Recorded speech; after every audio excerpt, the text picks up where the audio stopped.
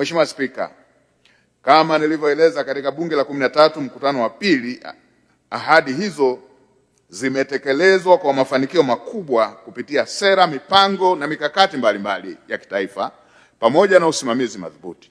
Baadhi ya mafanikio yaliyopatikana ni pamoja na kuanza utekelezaji wa mpango wa bima ya afya kwa wote awamu ya kwanza kwa wananchi milioni 1,457,602 na kaya 276,004 zisizo na uwezo. Vile kuanza kugharimia magonjwa sugu yani saratani, figo, moyo, kisukari na mifupa kwa watu wasio na uwezo.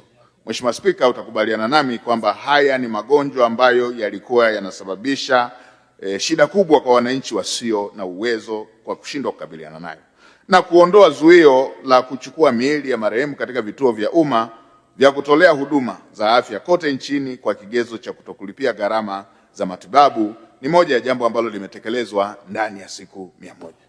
Mheshimiwa Spika, kwa upande wa elimu, mpango mkakati wa kisayansi wa kujenga umahiri wa kusoma, kuandika na kuhesabu kwa watoto wa elimu ya awali na wanafunzi wa darasa la kwanza na la pili ulizinduliwa na Mheshimiwa Rais tarehe 29 Januari 2026.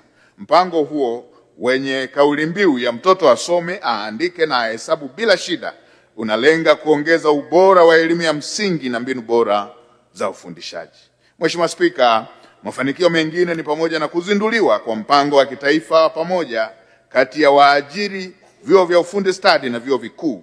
Mpango huo ulizinduliwa tarehe 9 Februari 2026 na Mheshimiwa Balozi Daktari Emmanuel John Nchimbi, Makamu wa Rais wa Jamhuri ya Muungano wa Tanzania, na unalenga kujenga uwezo na ubunifu wa ujasiriamali kwa wanafunzi na kuwawezesha kujiajiri ama kuajiriwa.